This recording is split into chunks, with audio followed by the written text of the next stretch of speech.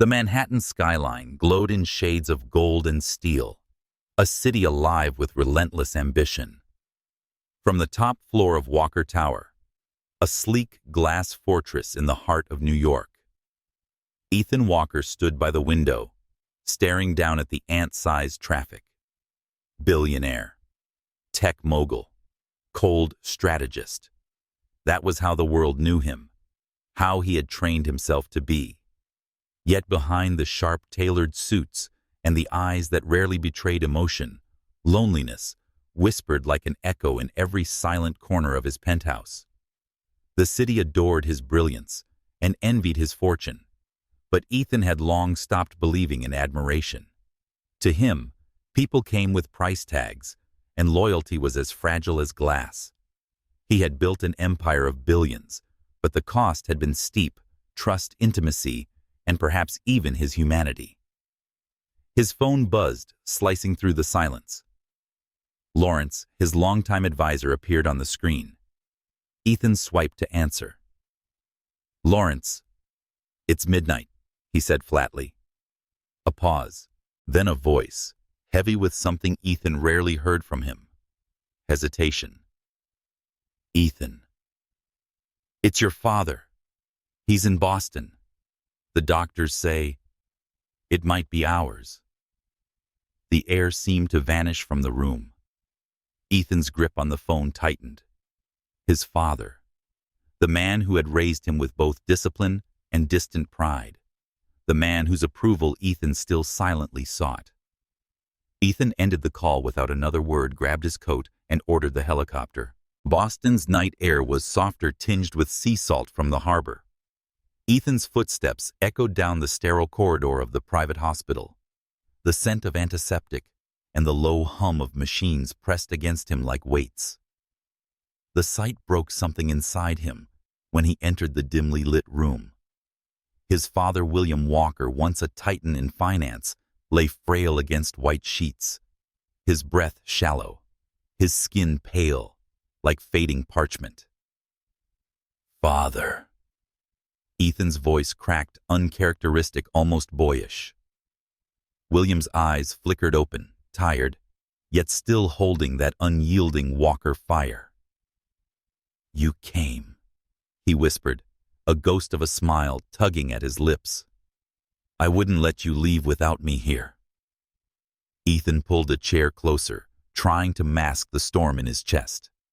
William coughed, then reached for his son's hand. His grip was weak, but his words were steady. "Ethan, I don't need to remind you of your achievements.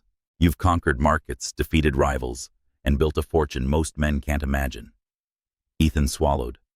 Praise was rare, but it felt hollow now, standing at the edge of mortality.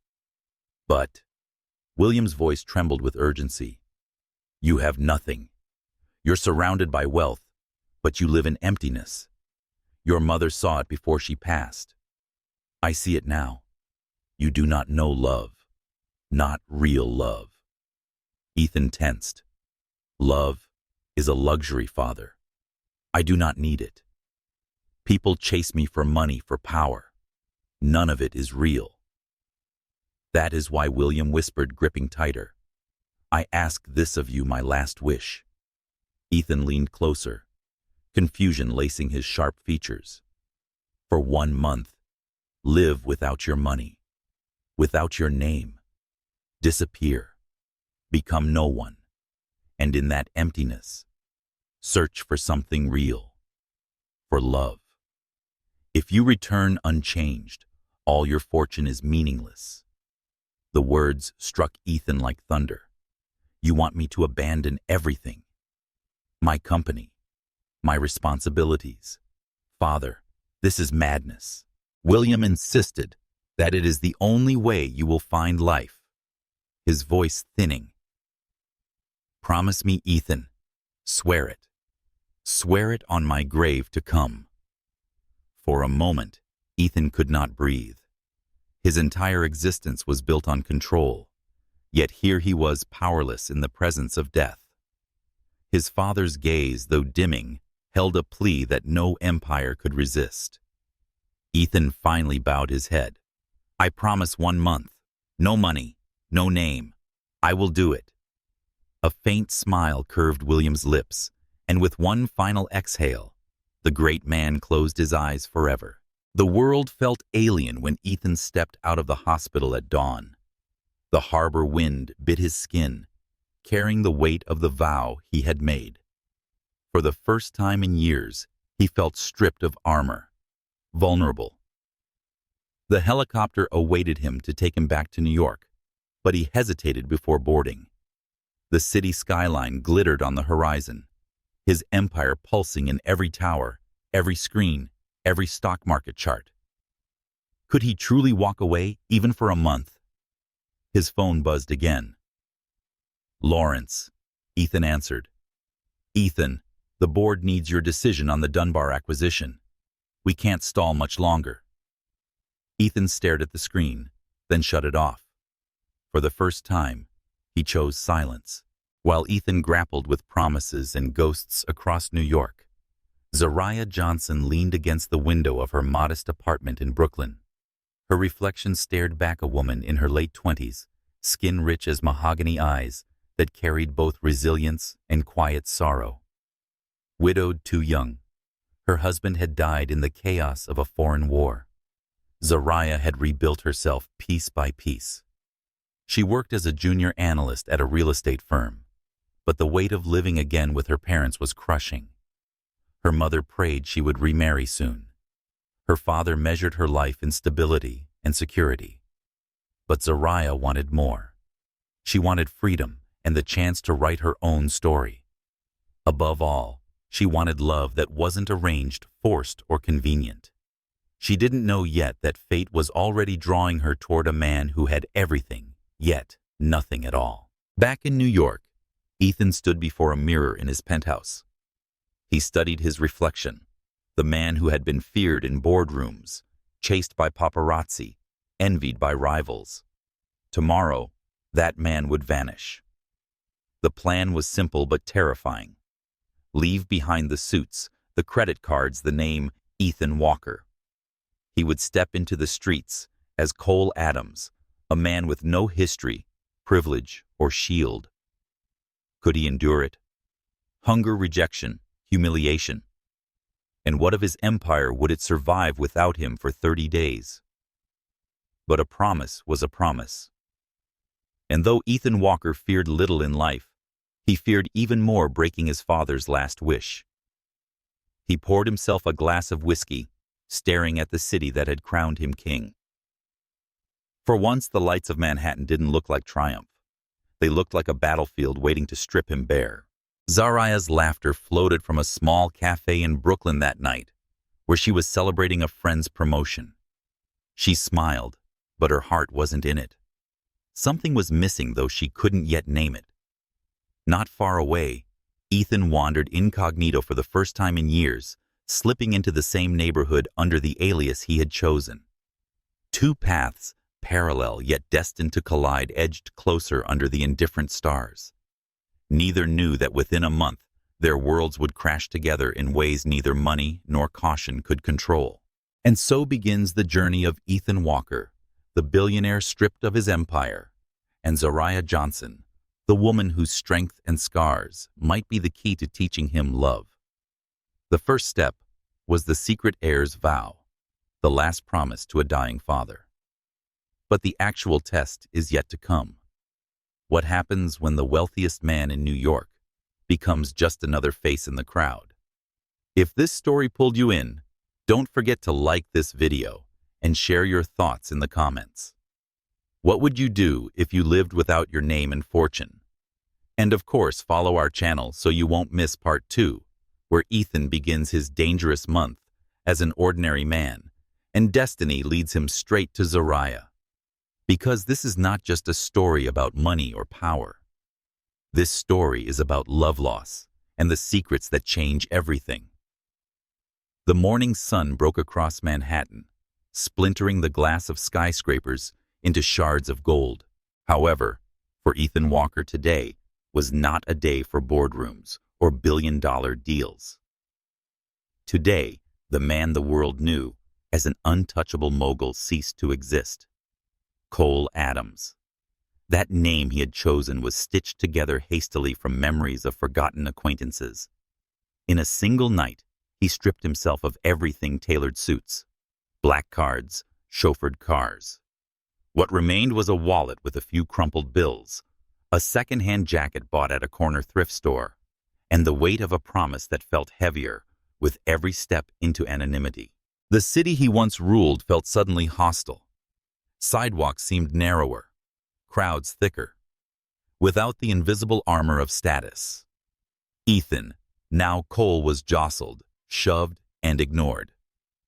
He had walked these same streets countless times, but always from the back seat of a tinted Maybach, consistently above the fray. At a diner in Lower Manhattan, he tried to order coffee. He placed a 20 on the counter, one of his few bills. The waitress eyed him, her lip curling at his rumpled clothes. Coffee was $2.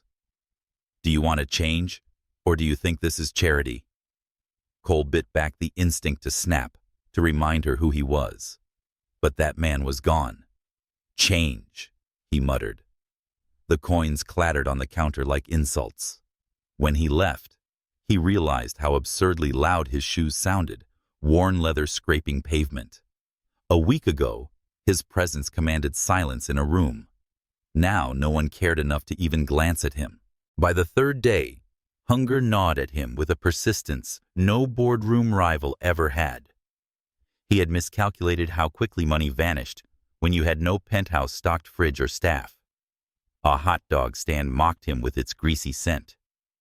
He counted coins 75 cents. The vendor didn't even bother hiding his disdain. "This ain't enough," the man barked. Cole's stomach clenched tighter than his jaw. For the first time since boyhood, he walked away from food he couldn't afford. The humiliation burned worse than hunger. That night he tried sleeping on a bench in Washington Square. Rain began to fall and needles soaking through his thin jacket. A group of college kids passed laughing, one tossing a beer can that landed near his feet. "Get a job, loser." They jeered, voices echoing like courtroom verdicts. He turned his face toward the sky, raindrops mingling with the sting in his eyes. For a moment, he wished he could rip away the disguise and scream his actual name. But what would that prove? He had promised. And so Cole Adams lay still, silent, invisible. On the seventh night, the city's cruelty struck sharper. While cutting through a narrow alley in Queens, two men cornered him, while at one growled, a knife glinting under the streetlight. Cole froze. His world problems dissolved with phone calls, lawyers, and money. Here, none of those weapons mattered. "I don't have one," he answered honestly. The second man sneered. "Then we'll make one out of your face." The first punch split his lip. The second knocked him against the wall. Pain flared like fireworks behind his eyes. Something primal surged in him, rage, survival. He shoved the smaller man away, landing a clumsy but furious blow. Sirens wailed in the distance, scattering the attackers. Cole staggered into the street, trembling, bloodied, humiliated. He had tasted fear before, in business, in risks, but never the raw fear of being reduced to nothing but flesh and weakness. Fate twisted crueler still. Limping past a pharmacy, he paused too long at the window, his reflection catching the attention of a suspicious shopkeeper. Minutes later, police sirens closed in. Hands where we can see them. Cole barely understood what he was accused of: loitering, suspected theft, maybe just existing in the wrong skin of poverty. They shoved him into a patrol car. Under flickering fluorescent lights, he was fingerprinted, questioned, and mocked in the precinct. "What's your name?" an officer asked, pen poised. Cole Adams forced out. The lie sat bitter on his tongue, yet it was his only truth now. Hours crawled by in a holding cell that stank of sweat and stale cigarettes. A drunk muttered obscenities in the corner. Another prisoner eyed Cole with predatory amusement. For the first time, Ethan understood how fragile safety was when stripped of wealth. By morning, the officers released him with nothing but a warning. "Stay out of trouble," one said, as if his existence itself was trouble. Cole stepped into daylight hollow and shaking. The city had broken him, but not yet destroyed him. Days blurred. He scavenged meals where he could half-eaten sandwiches from trash bins outside delis. Pity from strangers who tossed him coins. Each bite was a dagger of shame. He thought of his boardroom of men who once bent to his will. Did they know? Did they care? Was his empire unraveling without him? At night, memories of his father haunted him. William's voice echoed, "Victory is empty without humility, respect and charity." Humility. The word carved deeper with every rejection, every insult. For the first time, Ethan realized he had never truly looked into the eyes of the struggling masses he passed daily. They had been background noise. Now he was one of them, and it terrified him. On the 10th day, staggering through Midtown, Cole overheard a truck driver cursing at a stalled engine. Desperate for any chance Cole offered. "Do you need a hand?" The driver eyed him skeptically, but allowed him to help push the truck into gear. Breathless, Cole introduced himself. The man's name was Fred, a delivery driver with a kind face lined by exhaustion. "You look like you could use a job," Fred remarked. Cole's pulse quickened. "Anything." Fred nodded slowly. "A family uptown's looking for a chauffeur. Curtis family. They pay decently. You clean up, maybe they'll take you." Hope surged through Cole's veins like oxygen after drowning a chance. Not dignity restored, not wealth, but a beginning. The Curtis estate loomed like a Gothic parody of wealth columns, too ornate, chandeliers too bright, laughter too hollow. Fred dropped him at the gates. Inside, Cole felt the weight of irony, from billionaire to servant. Yet for the first time in days, he felt steadier. He would drive cars, fetch groceries, and polish leather seats. Whatever it took to survive this month. A maid led him into the marble-floored hall where Mr. Curtis, a paunchy man with greedy eyes, awaited. His wife lingered nearby, dripping in jewels, her smile sharp. "Ever driven for anyone important?" Curtis demanded. Cole forced a neutral smile. "Yes, in California." The lie slid out smoother than he expected. Curtis chuckled, uninterested. "You'll do. Start tomorrow. $600 a week, room and board included. Don't screw up." As Cole left the mansion, he exhaled slowly. The month stretched ahead like a battlefield, but at least he had armor now. A job, a roof, a disguise. Yet he couldn't ignore the gnawing unease. Something about the Curtis family smelled rotten beneath their perfume of wealth. And deep down, he knew his trials had only just begun. The Curtis mansion stood like an arrogant sentinel on Fifth Avenue, a building that looked less like a home and more like a stage designed for envy. Marble lions guarded the steps, chandeliers spilled light through high windows, and every inch of space screamed, "Look at me." Yet when Cole Adams, formerly Ethan Walker, first walked through the iron gates, the air tasted of something spoiled like perfume, masking decay. This house, he would learn, was not a sanctuary. It was a cage of secrets and appetites. Charles Curtis, patriarch of the estate, greeted Cole with a smile. Two broad eyes that lingered too long. His handshake was soft, his voice honeyed, but Cole sensed an unsettling hunger beneath the charm. Charles was a man whose life had been built not on brilliance, but on inheritance. At dinner, Cole observed how Charles looked at the waitstaff men, especially his gaze lingering appraising. He flirted under the guise of banter laughter, sliding into something heavier. Cole noted the tension in the servants' shoulders and how they avoided eye contact. Cole might have sneered at such a man in another life, dismissing him as weak. Now dependent on the job, he bit his tongue and bowed his head, watching silently. Then there was Victoria Curtis, Charles's wife, a woman painted in jewels and resentment. She drank champagne like water and treated every man within reach as a potential distraction. Her laughter was too loud, her perfume suffocating. She would brush past Cole deliberately, fingertips grazing his sleeve, eyes flashing promises she had no right to make.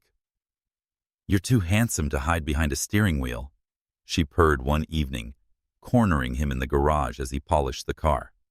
Cole's jaw tightened. I'm here to work, ma'am. Pity, she murmured, lips curved in a mocking smile.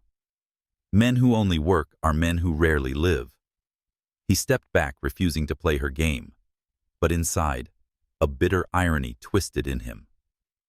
How many times had he played the role of Charles, ignoring the emptiness of a partner chasing temporary comforts? Watching Victoria, he saw a mirror he could no longer deny. The most volatile of all was Nancy Curtis, their only child. Barely 21, she was a storm wrapped in silk, entitled reckless, addicted to attention. She treated the mansion like a stage, and everyone inside it as her audience. Driver, she barked at Cole on his third day. Please take me to Soho, and don't talk unless I say so.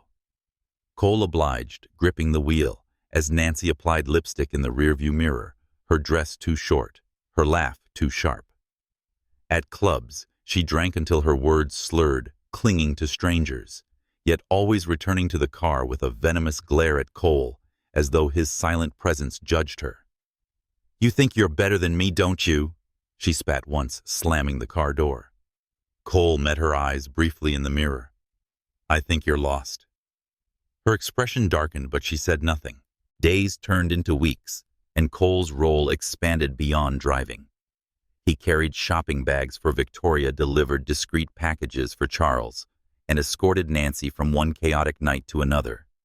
Every corner of the mansion revealed more rot affairs, whispered behind locked doors, lies told over dinner, money spent to bury shame. It was grotesque theater, and Cole sat in the front row. Yet what unsettled him most was not their corruption, but the recognition. He had lived in mansions just like this, had walked corridors echoing with false laughter, had once been the man others whispered about. Now stripped of power, he could finally see the hollowness for what it was. And it terrified him that the line between them and him was thinner than he cared to admit. The breaking point came on a humid Friday night. A party blazed in the Curtis ballroom, crystal glasses, clinking jazz thrumming through the air, guests draped in glitter and greed. Cole remained at his post, discreetly moving through the crowd, ensuring cars were ready and champagne flowed where it was demanded. Nancy, flushed from drink, cornered him near the staircase. Her pupils were wide, her breath sweet with vodka. Dance with me, she demanded, grabbing his arm. I can't, Miss Curtis. I'm working. Everything in this house works for me, she hissed, leaning closer. You included. Cole stepped back, firm but careful. Please enjoy your party. Her eyes narrowed, pride stung. Don't you dare reject me. Guests nearby glanced their way, whispers starting to curl like smoke. In a moment of cruel calculation, Nancy's voice rang out, trembling with false fear. He touched me. This driver. He tried to force himself on me. The music screeched to a halt. Heads turned. Gasps sliced through the air. Charles stormed forward, face purple with rage.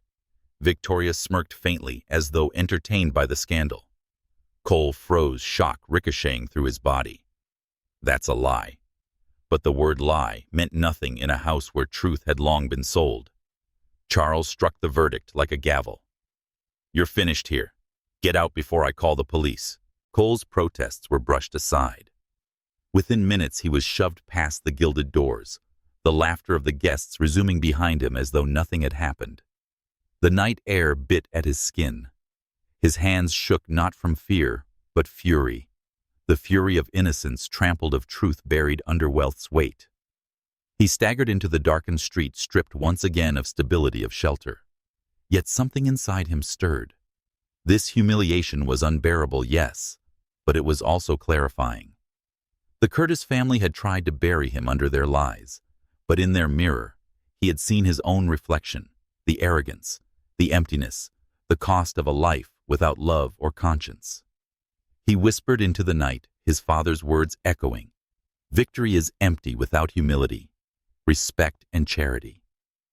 For the first time, he began to understand. The church in Harlem stood quiet beneath a gray sky, its stained glass windows glowing faintly against the dim light of afternoon. A soft drizzle tapped at the stone steps, as if even heaven had chosen to mourn.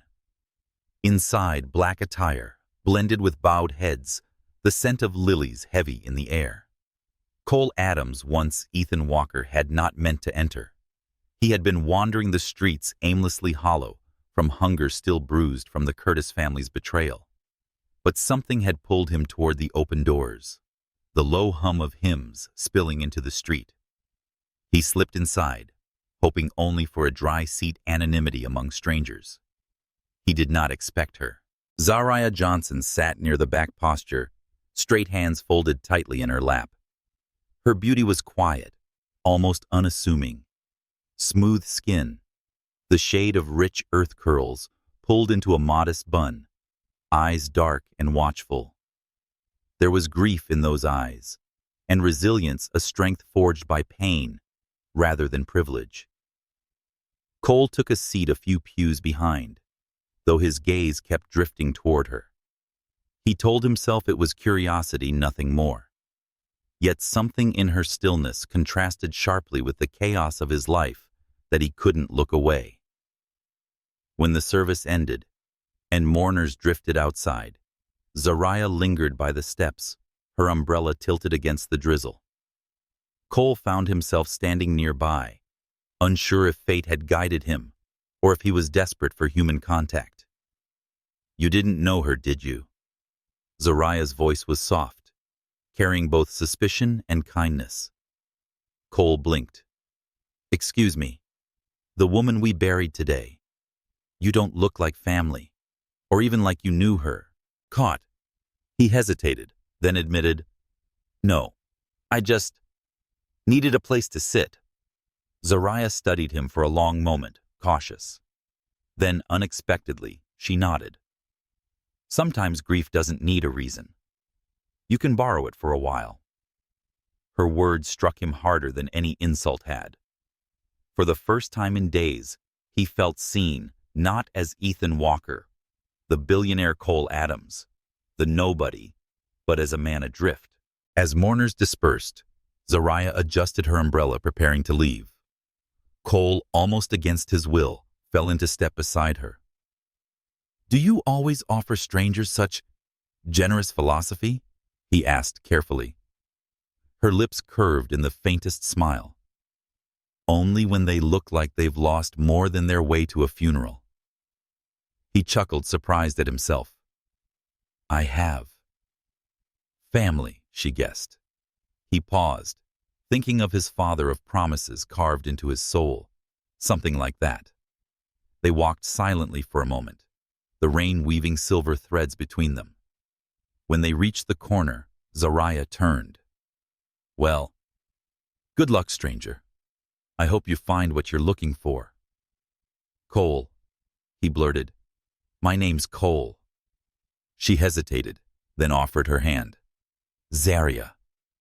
Their palms met, briefly warm despite the chill. Then she disappeared into the rain, leaving him with the strange sensation that destiny had just whispered his name. Days passed. Cole busied himself with odd jobs, scraps of work that barely kept hunger away. Yet fate seemed unwilling to let him drift too far. On a Wednesday afternoon, he saw her again in a crowded bodega on Fulton Street. Zariah stood at the counter, arguing gently with the clerk over the milk price. Her expression was patient but firm, her voice steady.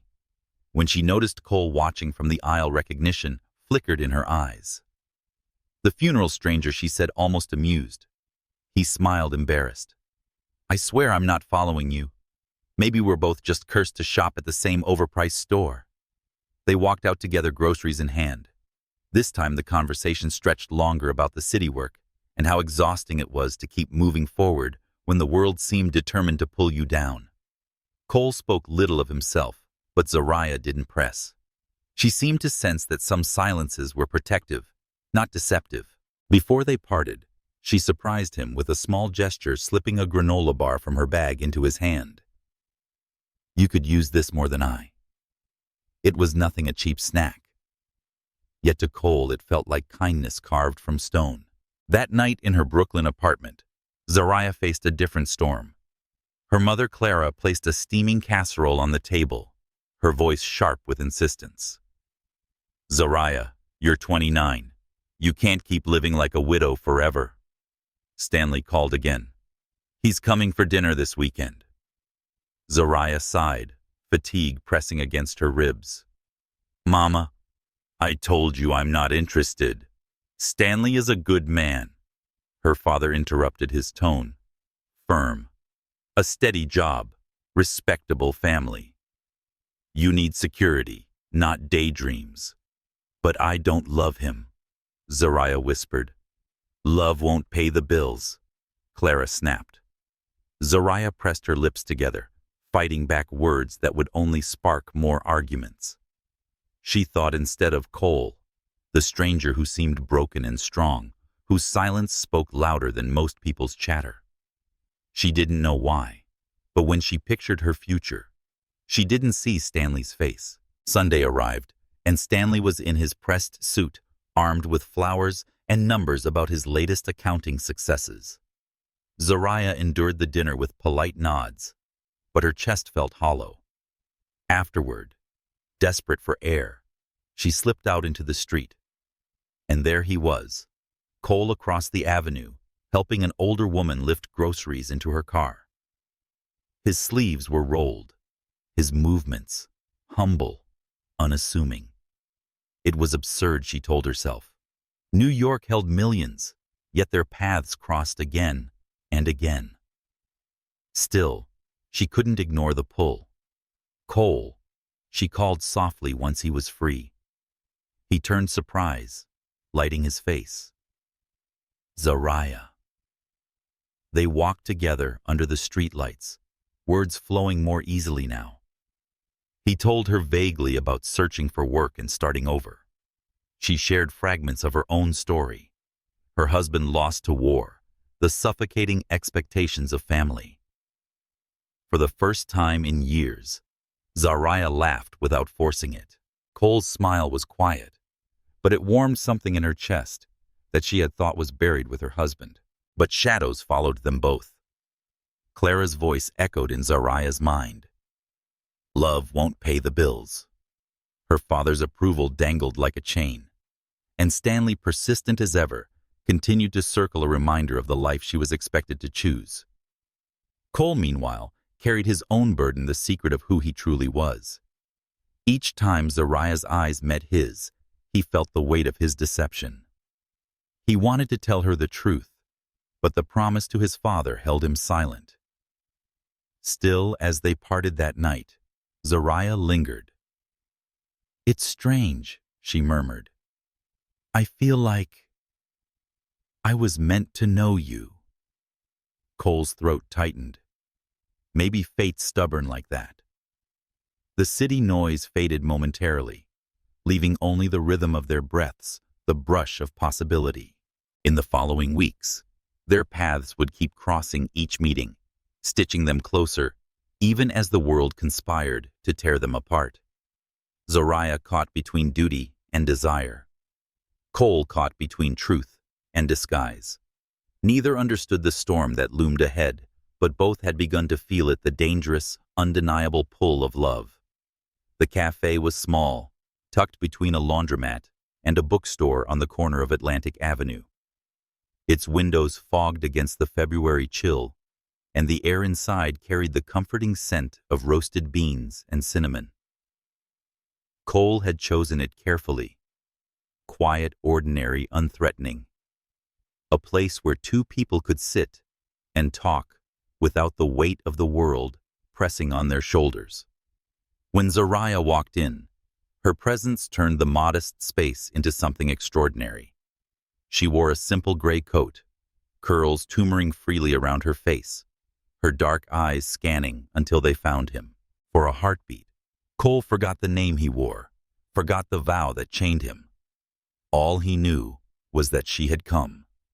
"Cole," she greeted softly, sliding into the seat across from him. "You came," he murmured. then caught himself embarrassed at the rawness in his voice. Her smile was slight but genuine. "You asked. I said yes. That's how these things work." He laughed, the sound awkward, almost boyish. "It should be." The mugs arrived, steaming cream swirling in slow spirals. They sipped in silence at first, the quiet hum of the cafe wrapping around them. Then Zariah set her cup down, her gaze thoughtful. "You know it's been a long time since I've done this," she admitted. "Had coffee?" he teased gently. She shook her head, lips curving. Sat across from a man. Talked like this. "My husband David. He's been gone for 3 years. Iraq. Some days it feels like yesterday, some days like another lifetime." Her voice didn't break, but its weight pressed against Cole's chest. He lowered his eyes. "I'm sorry. I can't pretend to know what that feels like." "You've lost someone?" she asked carefully. He hesitated, truth burning in his throat. "Yes. My father. My name. My whole identity." But those weren't losses he could explain. So he offered a fragment instead. "My father. Recently. It changes you. The way you see everything." Zariah nodded slowly, her fingers tracing the rim of her cup. "It makes every moment heavier, more fragile, like you're afraid to blink in case something else disappears." Their eyes met, and silence became its own language for a moment. They spoke for hours. About books she loved. Toni Morrison, he confessed a fondness for Hemingway, though he rarely had time to read. She adored the city's chaos. He admitted he was still learning to survive it. About dreams, hers of independence, his of something he couldn't name. Cole listened more than he spoke, a novelty for a man used to commanding every conversation. Zariah's laughter, when it came, was quiet, but bright like sunlight breaking through clouds. At one point, she leaned back, studying him. "You're different, Cole." "How so?" "You don't try to impress me. Every time my parents push me to recite his resume within 10 minutes. But you're just here. Present." He swallowed, the irony cutting deep. If only she knew who he really was, how much resume he was hiding. But for the first time, he didn't want to lead with wealth or power. He wanted her to see him stripped bare, even if that self was borrowed. When they finally left the cafe, night had draped the city in velvet streetlights, glowing halos on the wet pavement. Cole offered his arm, tentative. Zariah hesitated, then slipped her hand lightly through. The warmth of her touch startled him, soft yet steady, as though some small corner of the emptiness inside him had been filled. They walked without hurry, past shuttered shops and echoing footsteps. She told him about her mother's constant matchmaking, and her father's insistence that security mattered more than happiness. "They want me to see Stanley again," she sighed. "An accountant. Reliable. Predictable. My father practically worships him." "Do you want him?"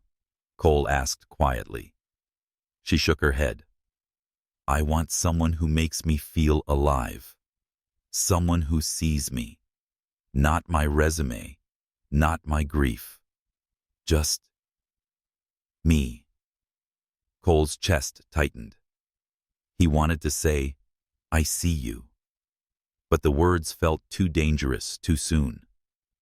At her building, she withdrew her arm, her smile tinged with something fragile. "Thank you, Cole, for today, for listening." "Thank you for trusting me," he replied, meaning every word. But peace rarely lingers. That evening, as Zariah stepped through the front door, her mother's sharp eyes caught the faint flush in her cheeks. "You were out," Clara observed, folding laundry with military precision. "With Stanley." "No," Zariah answered carefully. "With whom, then?" Zariah hesitated, then shrugged a friend. Her father appeared from the kitchen, newspaper in hand. "What kind of friend?" Just a friend. Zariah repeated, her tone clipped. But Clara wasn't fooled. Zariah Johnson. Don't you dare throw your life away on some stranger when Stanley is waiting. That man could give you stability, a future. Zariah's throat tightened. I don't want a future built on convenience. Clara's voice rose. And what does your mystery man offer? If he can't even meet your family or stand in this house like a proper suitor, he's nothing but trouble. The argument escalated until Zariah stormed into her room, heart pounding. But even as her parents' words echoed like shackles, another voice lingered louder. Cole's soft and steady, "Thank you for trusting me." Over the following days, Zariah and Cole found excuses to meet again. Brief walks, hurried coffees, moments stolen between obligations. Each encounter deepened something unspoken between them, a thread of connection neither could cut. For Cole, every glance, every shared laugh was a revelation. He had spent years drowning in luxury, surrounded by women who wanted his fortune, name, and empire.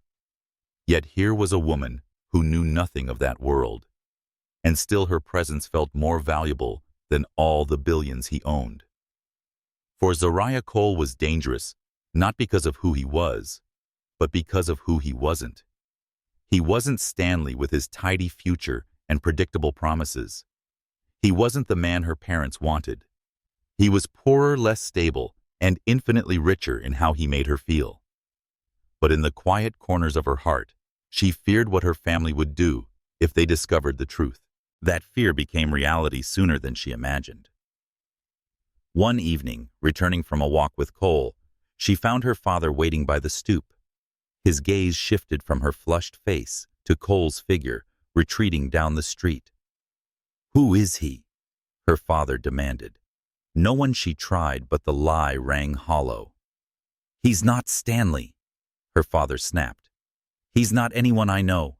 And from the way he dresses, he's not anyone worth knowing. You will end this, Zariah, tomorrow."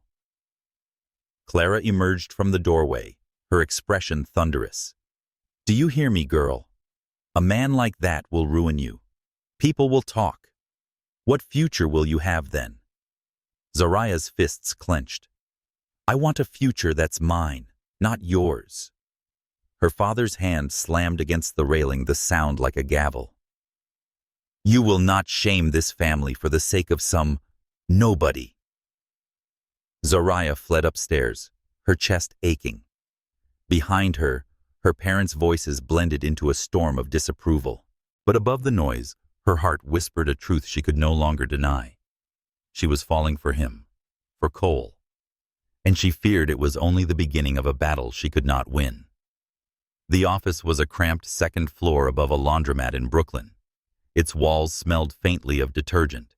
Its furniture consisted of 2 battered desks, and the phone lines sputtered like reluctant lifelines. But to Cole, it felt like a possibility. To Zariah, it felt like risk wrapped in fragile hope. They stood in the center of the empty room, the hum of washing machines below a strange anthem. Cole gestured around with an awkward flourish. "Our empire," he said. Zariah arched a brow. "Empire. With 2 desks and a crooked ceiling fan. Every empire starts with less," he countered, grinning. She laughed despite herself, though her hand tightened around the envelope in her coat pocket. Her entire savings scraped together through years of careful discipline. Trusting it to this venture terrified her. But looking at him, she saw conviction steadier than any resume her parents paraded before her. "All right," she said at last. "Let's do it." They called it Mancini and Adams Realty. Her mother's maiden name lent credibility. His borrowed surname offered cover. The first weeks were grueling. They canvassed neighborhoods, slipped flyers under doors, and cold called until their voices rasped. Zariah handled numbers with meticulous care, balancing ledgers late into the night. Cole threw himself into networking charming landlords and convincing tenants. His instincts for strategy honed in boardrooms, he could never mention proved invaluable, though he disguised brilliance as luck. Slowly the phone began to ring. First one client, then three, then a handful more. Couples searching for starter apartments. Retirees downsizing. Families are desperate for affordable leases. Zariah's warmth drew them in. Cole's persistence closed the deals. By the end of the first month, they celebrated with cheap champagne, in paper cups, their laughter filling the tiny office. For once, Zariah said, leaning back against her desk, "It feels like I'm building my life, not living someone else's script." Cole watched her, the glow of accomplishment softening her features. At that moment, he realized he wanted to protect this, her joy, her freedom, even if it meant burying the truth of who he really was more profoundly. But prosperity rarely blooms unchallenged. Rumors began to ripple through clients. Questions whispered about Mancini and Adams. "Did you hear they don't have proper licenses?" one woman asked another. "I heard the man running it has a record," a landlord murmured. The source was clear soon enough. Curtis's smug shadow lingered in every corner, his influence poisoning the market. The man Cole had once driven for had discovered his new venture and decided humiliation wasn't enough. He wanted destruction. Stanley joined the chorus, his polished smile hiding sharpened teeth. At dinner parties, he spoke of Zariah with false pity. "It's tragic, really," he told anyone who'd listen. "Such a promising woman wasting her time with a man who can't even keep steady work. I heard he was fired for misconduct." The lies spread like ink in water, staining reputation faster than truth could cleanse it. Business slowed. Clients hesitated, deals stalled. Zariah felt the pressure in every bill that arrived, in every late-night phone call where landlords backed out at the last minute. One evening, she slammed the ledger shut, frustration flaring. "We can't fight shadows, Cole. People listen to money, to names, and we have neither." He reached across the desk, covering her hand with his. "We have honesty, integrity. That's harder to erase than rumors." Her gaze softened, but worry lingered. "Do you really believe that?" "Yes," he said firmly, though inside a different storm raged. The rumors would vanish overnight if he revealed his actual name, Ethan Walker. The company would thrive instantly. But his father's vow chained him still. And worse, he feared Zariah would see not a man, but another Curtis, wealthy, untouchable, false. So he swallowed the truth, even as the lies closed in. Meanwhile, across the glittering towers of Manhattan, Ethan Walker's name was being dragged into another battle he could not fight openly. Victor Dunbar, ruthless magnate and longtime rival, had launched an aggressive bid for Walker Technologies. Stocks fluctuated violently, and shareholders panicked. Lawyers scrambled through sleepless nights fighting injunctions and hostile filings. Lawrence, Ethan's trusted advisor, left message after message on phones. Ethan could not answer. "We're bleeding, Ethan. Dunbar will strip everything your father built if you don't step in." But Ethan could only listen from the shadows, caught between two identities. Cole Adams had Zariah fragile and real. Ethan Walker had power teetering on collapse. The duality tore at him, the cost of one identity threatening the other. One night, after a brutal day of lost clients and whispered insults, Zariah slumped into her chair, exhaustion pulling at her shoulders. Cole watched her silently, guilt gnawing at him. "You deserve better than this struggle," he said softly. She looked up, her eyes tired but fierce. "Don't you dare say that. I chose this. I chose us. Even if it all burns tomorrow, at least it was mine. Ours. Do you understand?" Her words struck him with both pride and sorrow. Pride for her courage, sorrow for the secrets he carried.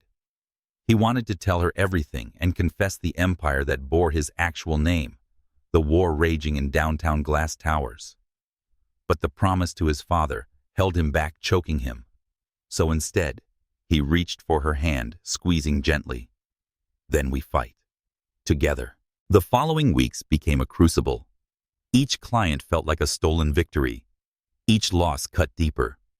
Curtis tightened his grip, bribing landlords to refuse their listings. Stanley doubled his efforts to court Zariah's family, whispering poison into her mother's ear. Clara cornered Zariah one night at home. "This man, this Cole, you think he loves you? He's dragging you down. Stanley can give you security. Why can't you see that Zariah stood her ground?" Though her voice shook. "Because Stanley doesn't see me. He considers me a trophy. Cole, he sees the person I am." Her father's voice thundered. "And what has he given you? Struggle. Shame, debts. End it before you ruin yourself completely." But Zariah walked away, tears burning, clutching the conviction that love, however fragile, was worth more than convenience. By day, Cole battled rumors and sabotage. By night, Ethan Walker's empire crumbled under Dunbar's assault. He lived on two front lines, neither allowing retreat. Sleep became scarce, anxiety constant. Yet through it all, Zariah's presence anchored him. Her rare but genuine laughter reminded him of a world beyond money and power. One evening, after securing a single precious client, despite the odds, they sat together on the office floor, eating takeout from cartons. She said, leaning against his shoulder, "Maybe this isn't about winning or losing. It's about proving we can stand when everyone wants us to fall." Cole closed his eyes, breathing in the warmth of her faith. He imagined a future not bound by names, fortunes, or battles, just for the first time with her. But even as he held on to that fragile vision, he knew the wars outside their little office were only beginning. And destiny would soon demand a price neither of them was ready to pay. The office smelled of stale coffee and restless nights. Zariah sat at her desk, carefully reviewing the week's numbers. Business was fragile. Every client, hard-earned, every rumor a shadow. Yet what unsettled her most was not the books, but Cole. He had grown distant. Not cold exactly, but distracted, slipping away to take calls outside, speaking in low tones. His eyes shadowed when he returned. When she asked, he brushed it off. Business, logistics, nothing important. But Zariah knew the cadence of secrets. She had heard it once before when David, her late husband, withheld letters before deployment. She had sworn she would never again build her heart on silence. One evening, as rain lashed against the office windows, she saw him step outside again, phone pressed tight to his ear. Through the glass, she caught fragments: board, injunction, hostile bid. Words that didn't belong to a man struggling in small real estate. When he hung up, his jaw was tight, his eyes distant. She confronted him gently. "Who was that?" He hesitated too long. "Just someone helping us with legal paperwork." Her chest tightened. "You're lying. I'm protecting you," he whispered, almost too quietly. The answer stung worse than denial. Protecting her meant excluding her, shielding her from truths she deserved to share. The distance between them widened, invisible, but undeniable. Zariah returned early from a meeting days later and saw him at a cafe across from the office. He wasn't alone. A sharply dressed man sat with him, an older, confident man who radiated authority. Papers lay spread across the table. Cole leaned in, speaking urgently, his expression lined with stress. When the man passed him an envelope, Cole slipped it quickly into his jacket. Zariah froze on the sidewalk, heart pounding. She couldn't hear their words, but the secrecy screamed louder than any explanation. When Cole noticed her reflection in the glass, his face paled. By the time she entered, the man was gone. "Who was that?" she demanded. "An old contact," he replied too quickly.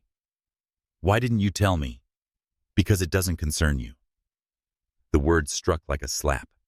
She turned away before he could see the tears. Into this fracture slithered Stanley. Polished, persistent, patient. He had been waiting for cracks to widen, for doubt to settle. And when it did, he made his move. He invited Zariah's parents to dinner, speaking solemnly of her unwise entanglement. He described Cole as unstable, deceitful, and possibly dangerous. Her father listened grimly. Her mother clucked in disapproval. "I only want what's best for her," Stanley concluded smoothly. "But she deserves proof. If she sees it with her own eyes, she'll understand." Proof came the following week. It was late evening when Zariah, urged by her mother's worried voice, rushed to a townhouse in Chelsea. The address whispered by Stanley burned in her mind. Through the wide window of the second floor, lit by the golden haze of a lamp, she saw Cole. He wasn't alone. A tall, elegant, unfamiliar woman stood close, too close.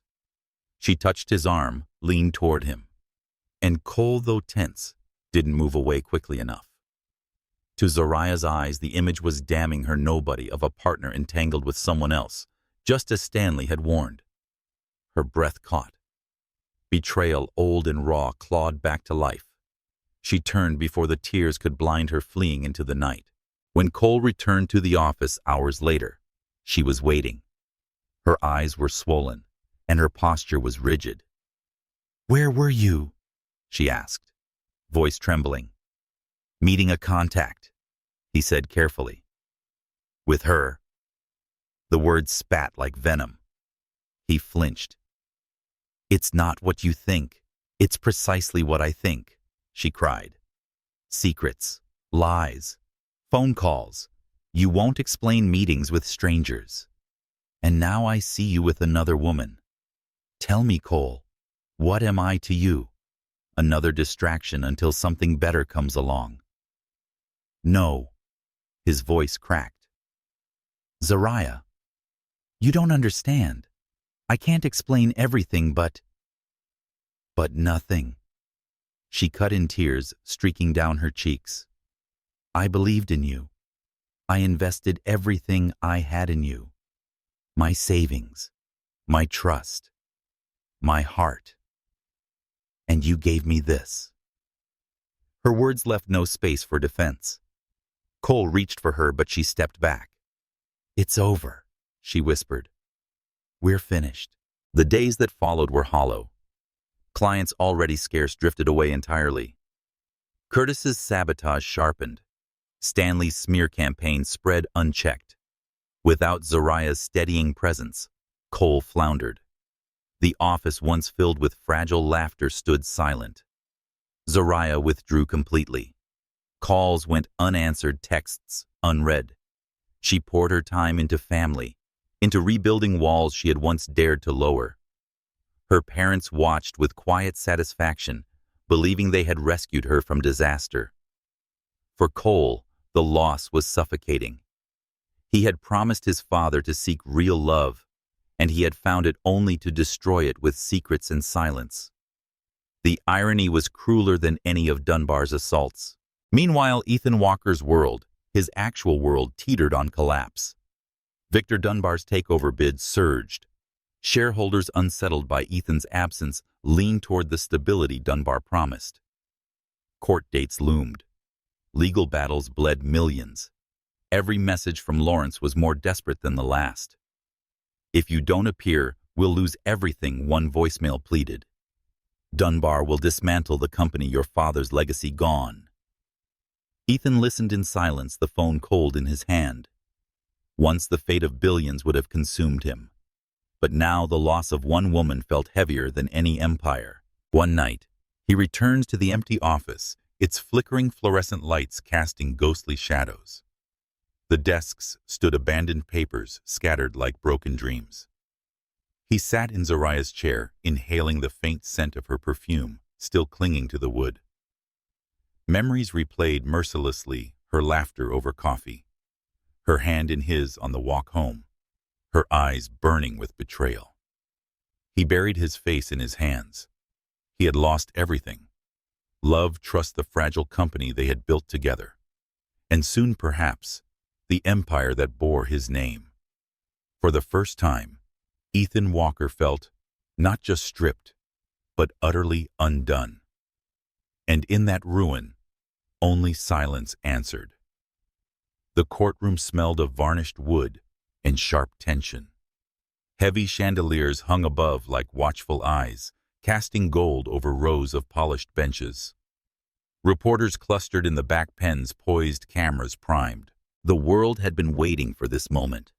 The showdown between Walker Technologies, the empire built by William Walker and his son, and Victor Dunbar, the predator who circled blood in the water.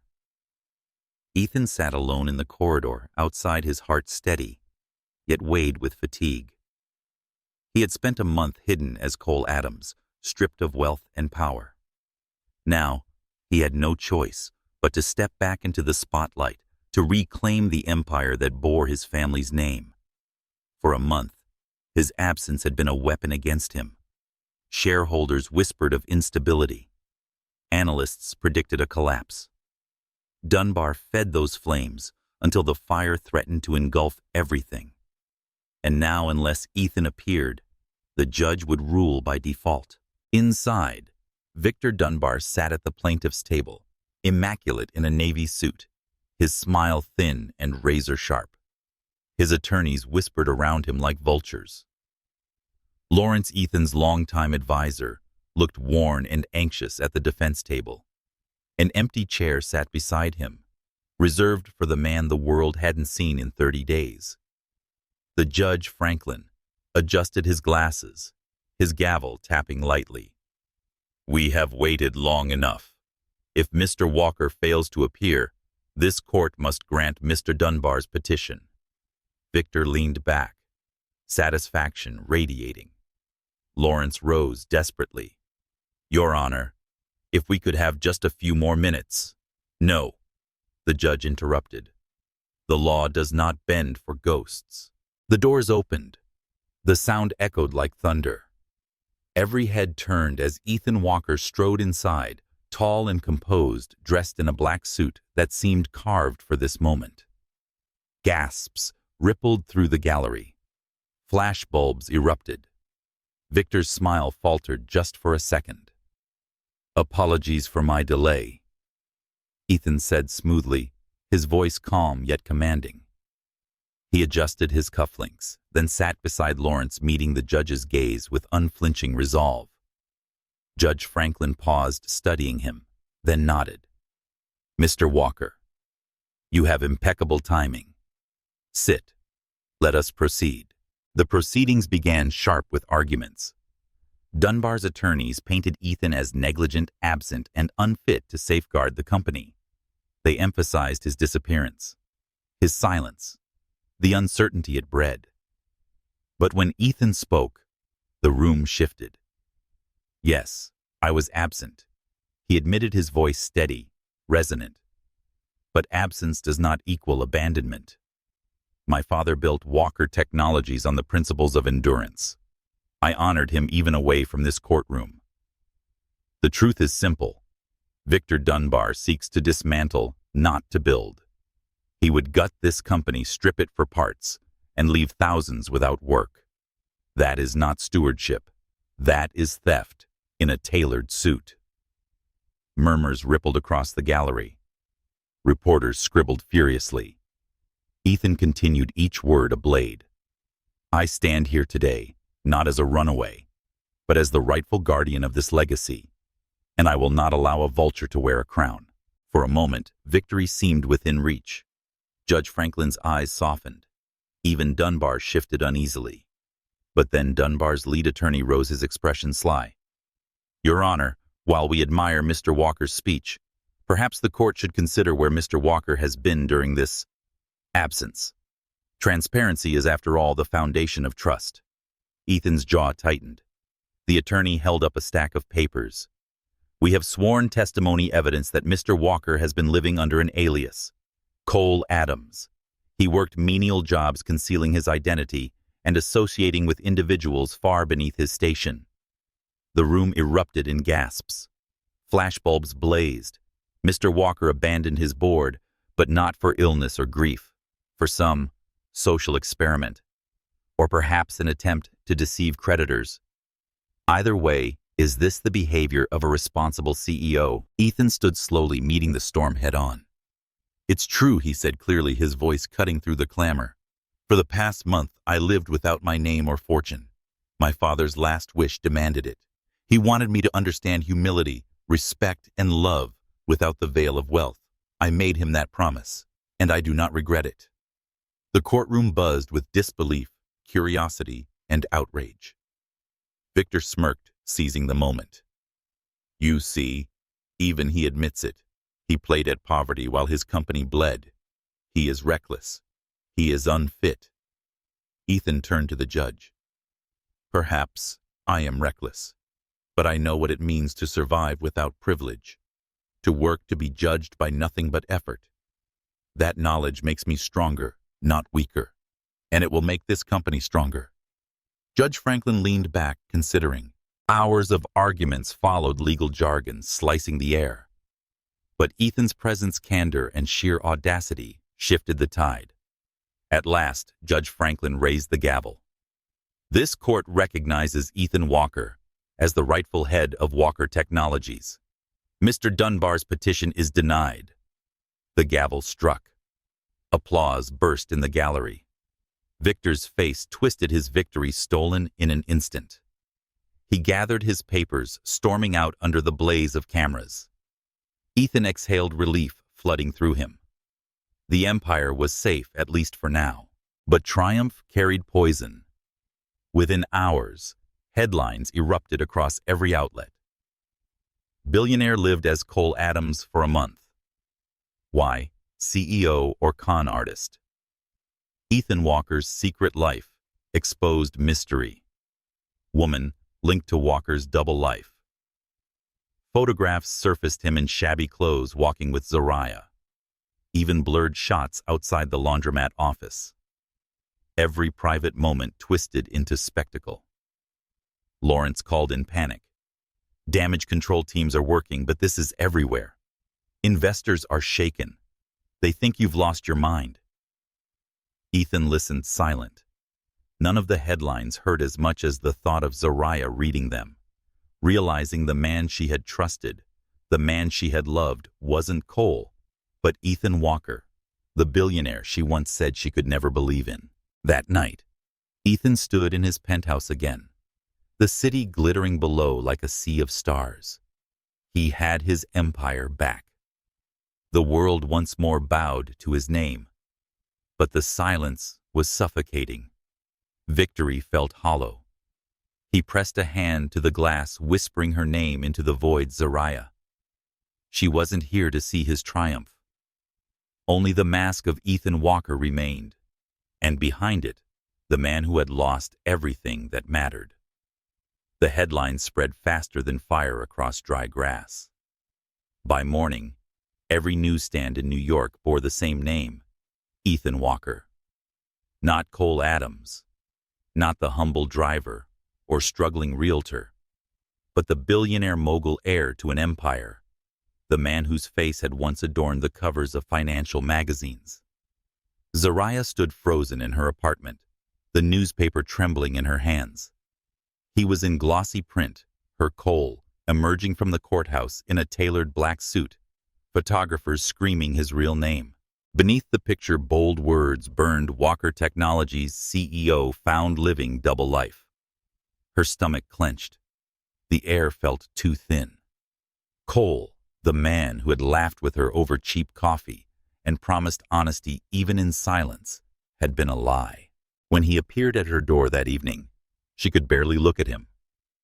The sight of his face, so familiar, yet now unbearably foreign, made her chest ache. "Zariah," he began softly, his voice pleading. "Please let me explain." She cut him with a glare sharp enough to wound. "Explain. Explain what, Ethan? That your name isn't Cole. That you've been lying to me since the moment we met." He flinched at the name, his real name falling from her lips like poison. "I wanted to tell you," he said quickly, "but I couldn't. I promised my father." She laughed bitterly, a sound more painful than any shout. "Your father? Was this all some twisted game to honor him? Was I just an experiment?" A poor woman to test whether you could survive without your fortune? No, he insisted, desperation cracking his calm. It wasn't like that. He asked me to find something real, to live without my name and money, to see if true love could exist for me. Her eyes burned tears threatening, but held back by fury. And you chose me for this little test? No. He stepped closer, but she recoiled. I didn't choose you like that. I didn't expect you at all. You are the only real thing I've ever found. Her breath came fast, shallow. Every memory replayed with new cruelty. His evasive phone calls, his reluctance to share details, the way he brushed aside her questions. She had blamed herself for doubting him. Now the truth cut sharper. She had been right all along. Do you know what it feels like? She whispered, her voice trembling, to finally trust someone again, after losing everything, after burying the man I loved, and then to discover it was all built on lies. Ethan's throat worked, his voice breaking. I never lied about what mattered. Every word I spoke to you and every moment we shared was real. I swear it. Real. Her eyes flashed. How can I believe in real when I don't even know your name? When the man who held my hand and promised to fight beside me doesn't exist? I do exist, he pleaded. I'm Ethan, but I'm also the man you knew as Cole. That man wasn't a mask. It was me without all the noise, without the empire. It was the truest version of myself. But his words only deepened the wound. To her, every truth sounded like another manipulation. Zariah's tears finally fell, hot trails cutting down her cheeks. Tell me the truth, Ethan. Did you approach me because you wanted me? Or because you wanted to win some invisible bet with your father's ghost? He shook his head violently. I approached you because I couldn't stay away. Because you made me feel alive like no boardroom or penthouse ever could. This wasn't about winning, Zariah. It was about surviving. Without you, I stop, she snapped, her voice rising. Don't you dare make this about your pain. You lied to me. You let me invest everything, my savings, my trust, my heart, while you sat on billions you hid like some cruel secret. Do you know how small that makes me feel? How used, her words struck with surgical precision. He staggered back as though struck physically. She continued, I thought we were building something together, her voice breaking, but I was building on sand, and the tide has come in. The room fell heavy with silence. Only the ticking of the old wall clock filled the space between them. Ethan's eyes glistened with unshed tears, his jaw clenched in helplessness. Finally, she whispered the words that carved through him like a blade. I don't know you, and I don't think I want to. He reached out, but she stepped back, her arms wrapping around herself as though to ward him off. Zariah, please leave. Her voice was quiet but final. Ethan froze, searching her face for a trace of softness, a crack in the armor. But there was none. Only pain. Only betrayal. Slowly he turned and walked to the door. His footsteps echoed like a funeral march. When the door shut behind him, Zariah collapsed against it, sobs racking her body. The penthouse felt colder than the night air when he returned. For years, it had been his fortress, his crown. Now, it was a prison. The glass walls overlooked the city he owned, yet he felt more powerless than he ever had as Cole Adams. He poured a drink with unsteady hands, but it tasted like ash. He tried to focus on the court victory. The empire was preserved. But all he could see was her face, her eyes burning with betrayal, her lips trembling, as she asked if he had ever loved her truly. He whispered into the empty room. It was real. It was always real. But no one was there to hear. Across the city, Zariah sat in her room staring at the ceiling through swollen eyes. Her parents had already celebrated the news. See, we told you he was no good. A man like that would only hurt you. but their victory felt hollow. She had wanted to prove them wrong to carve her own story. Instead, she felt like a naive girl ensnared in a web spun by a man who had everything while pretending to have nothing. Still in the quiet moments, memories returned: the warmth of his smile, the gentleness of his touch, the way he listened as though her words mattered more than anything. Those pieces warred with the betrayal confusing her, tormenting her. She wanted to hate him, but her heart, traitorous and tender, still remembered love. The city continued its restless pulse, oblivious to two hearts fractured within it. Ethan buried himself in board meetings, fighting investors' doubts while carrying wounds no victory could heal. Zariah forced herself into routine, her smile a mask, her laughter brittle. Each night, both looked at the same skyline lights, burning like distant stars, wondering if the other did the same. Yet neither reached out. The chasm between them was too vast, filled with silence, lies, and unspoken truths. And in that silence, love, once fragile but real, seemed to crumble into dust. Winter gave way to spring, yet the days remained gray for Ethan Walker. He had saved his empire, silenced Dunbar, and restored Walker Technologies to its rightful place at the financial world's top. But the victory tasted like ashes. He moved through boardrooms with mechanical precision, signed deals with flawless composure. Yet every evening ended the same silence in the penthouse, memories of Zariah haunting him like shadows he couldn't outrun. He had promised his father humility, respect, and love.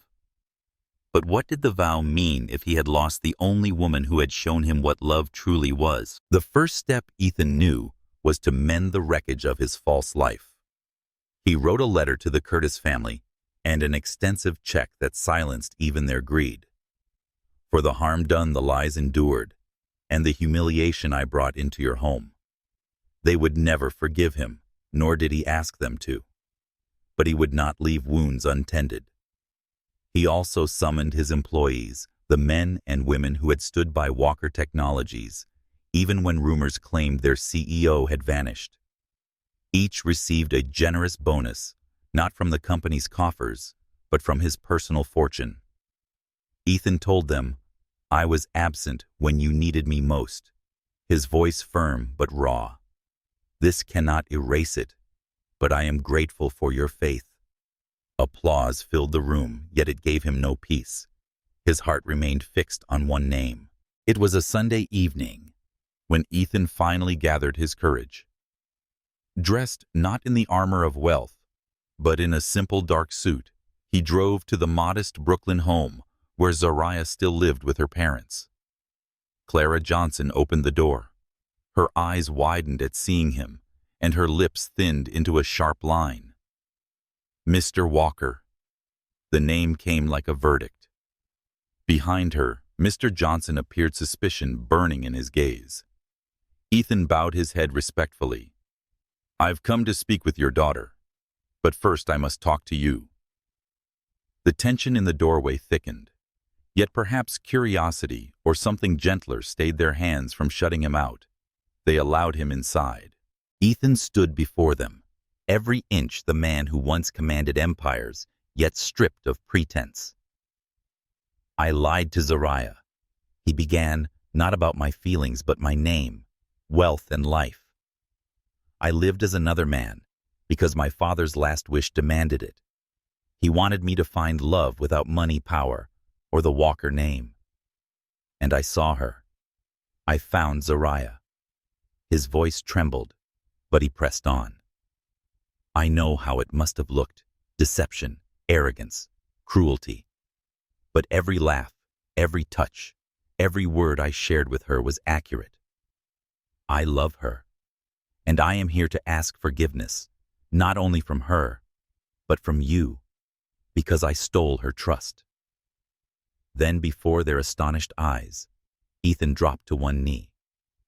"I have billions in the bank, but without your daughter, I am poorer than I ever was as Cole Adams. I am not here to offer her wealth.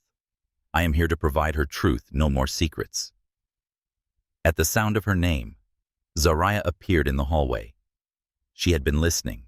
Her eyes shimmered with tears, her hands trembling as she clutched the banister. "Ethan," she whispered.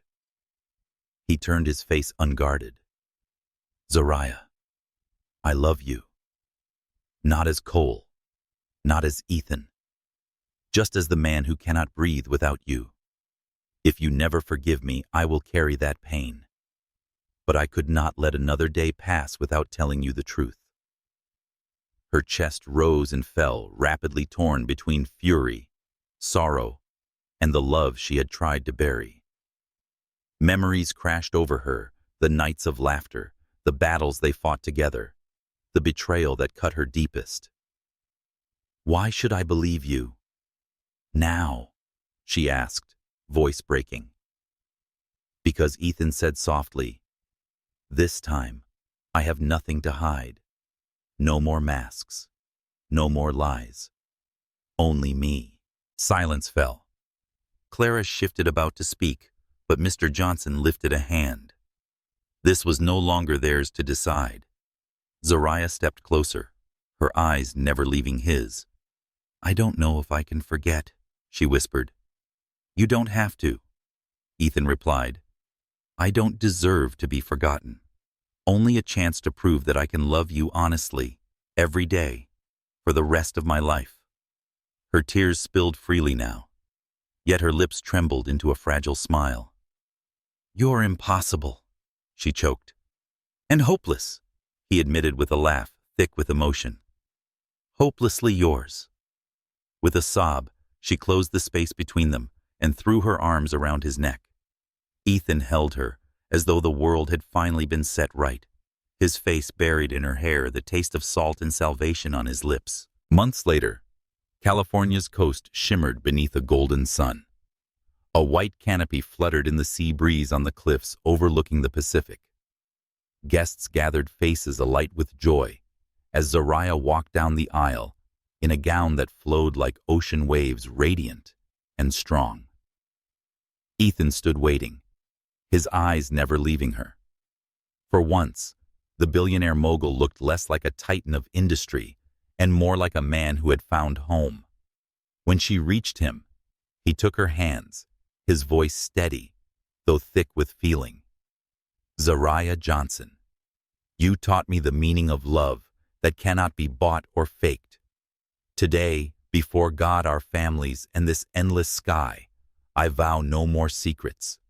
No more masks, only truth, only us, for the rest of my days." Her tears glistened like jewels as she replied, "And I vow to believe again, to trust again, because you've shown me that even broken beginnings can bloom forever."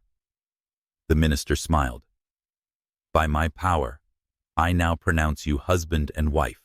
You may kiss the bride." Ethan kissed her, the roar of waves below echoing like applause. When they pulled apart, laughter and cheers surrounded them, but neither noticed. All that mattered was the promise sealed between them. Hand in hand, they turned toward the future. The last image was simple, yet eternal: Zariah, in white, Ethan, by her side, smiling as they stepped into the sunlight together. No masks, no secrets, only love. Only